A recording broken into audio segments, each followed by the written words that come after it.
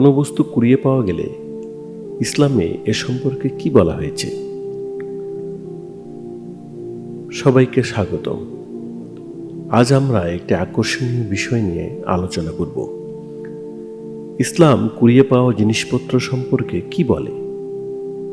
এটি ইসলামী শিক্ষার একটি গুরুত্বপূর্ণ দিক, যা সততা, জবাবদিহিতা এবং সামাজিক দায়িত্বের মূল্যবোধকে প্রতিফলিত করে।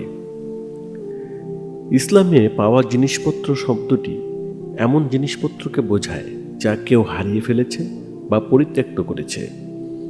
এগুলো অর্থ থেকে শুরু করে ব্যক্তিগত জিনিসপত্র পর্যন্ত হতে পারে। শরিয়া বা ইসলামী আইন এই ধরনের জিনিসপত্র কিভাবে পরিচালনা করতে হবে সে সম্পর্কে স্পষ্ট নির্দেশনা দেয়। তাহলে কিছু খুঁজে পেলে আপনার কি করা উচিত? কুরআন মুসলমানদের হারানো জিনিসপত্র তাদের প্রকৃত মালিকদের কাছে ফিরিয়ে দিতে উৎসাহিত করে। এই নীতি ন্যায় বিচার এবং ন্যায্যতার ধারণার মধ্যে নিহিত।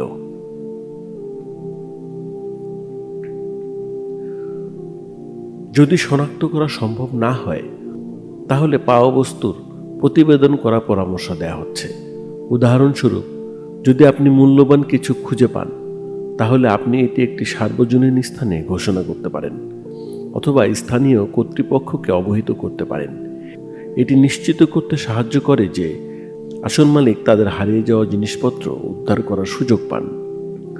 হাদিসে আছে, আমর ইবনু আব্বাস রাহমাতুল্লাহ এর বর্ণনায় যায়েদ ইবনে খালিদ জুনানী রাদিয়াল্লাহু তাআলা আনহু থেকে বর্ণিত, জনৈক এক বেদুইন এসে মহানবী সাল্লাল্লাহু আলাইহি সাল্লামকে পড়ে থাকা বস্তু কুড়ায় পাওয়া সম্পর্কে জানতে চাইলে নবী মুহাম্মদ সাল্লাল্লাহু আলাইহি সাল্লাম বলেন, এই বস্তুর জন্য 1 বছর যাবৎ ঘোষণা দিতে থাকো।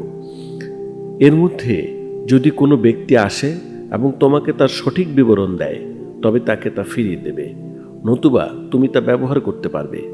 অতঃপর সে জানতে চাইল, পাওয়া বস্তুটি যদি একটি বকরি হয়? তখন নবী সাল্লাল্লাহু আলাইহি সাল্লাম বলেন, সেটা তোমার অথবা তোমার ভাইয়ের অথবা নেকড়ের জন্য। সে আবার জানতে চাইল, পাওয়া বস্তুটি যদি একটি উট হয়? তখন নবী সাল্লাল্লাহু আলাইহি সাল্লাম একটু বিরক্ত হলেন, বললেন, এতে তোমার কি প্রয়োজন? তার সাথেই তার নিজস্ব খুর আছে এবং পানির পাত্র আছে।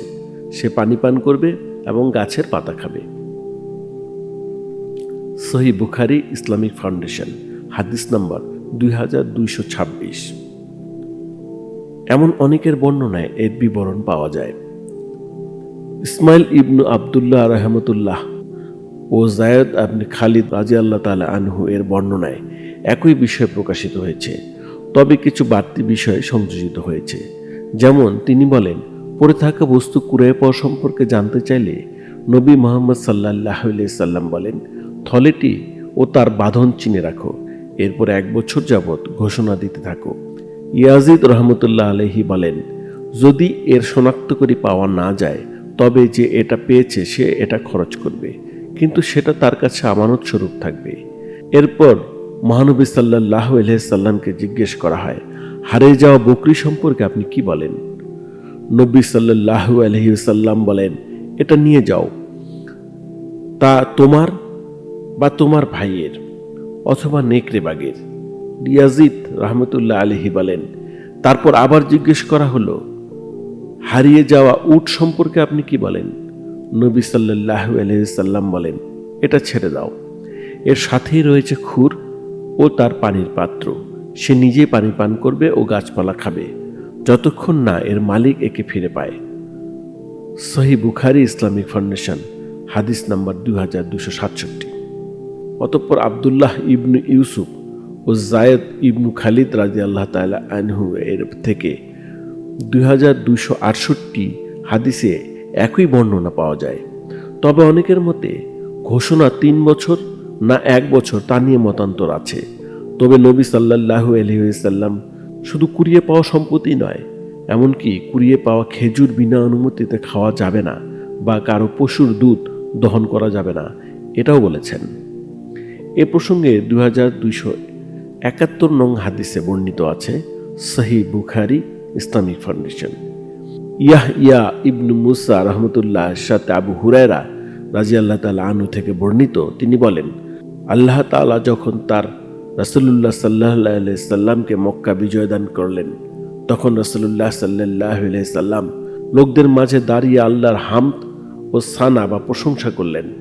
এরপর বললেন, আল্লাহ তাআলা মক্কায় হস্তি বাহিনীকে প্রবেশ করতে দেননি এবং তিনি তার রাসূল ও মুমিন বান্দাদেরকে মক্কার উপর আধিপত্য দান করেছেন।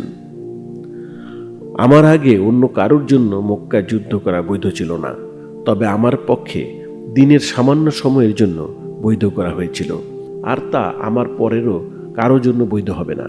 কাজেই এখানকার শিকার তাড়ানো যাবে না, এখানকার গাছ কাটা যাবে না বা উপড়ানো যাবে না।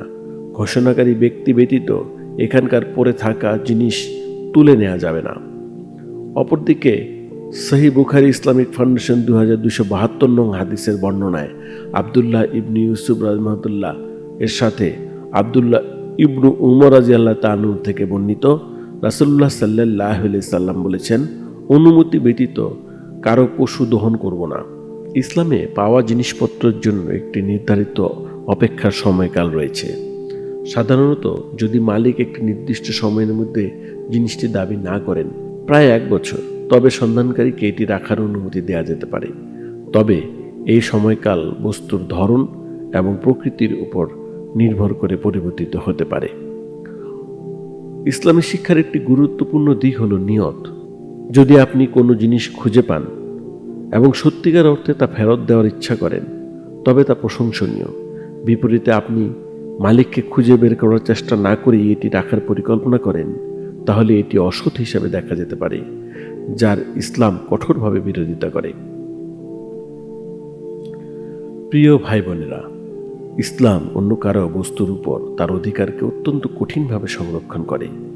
অন্যের সম্পদ আমাদের কাছে আমানত স্বরূপ, এর খেয়ানত করা হবে জঘন্য কাজ। আসুন আমরা নবী সাল্লাল্লাহু আলাইহি সাল্লামের দেখানো পথে নিজেদের পরিচালিত করি। আমাদের কন্টেন্টগুলো যদি আপনাদের ভালো লাগে, তবে লাইক, শেয়ার ও সাবস্ক্রাইব করে আমাদের সাথে থাকুন। বেল আইকনে ক্লিক করে পরবর্তী কন্টেন্টের জন্য প্রস্তুত থাকুন।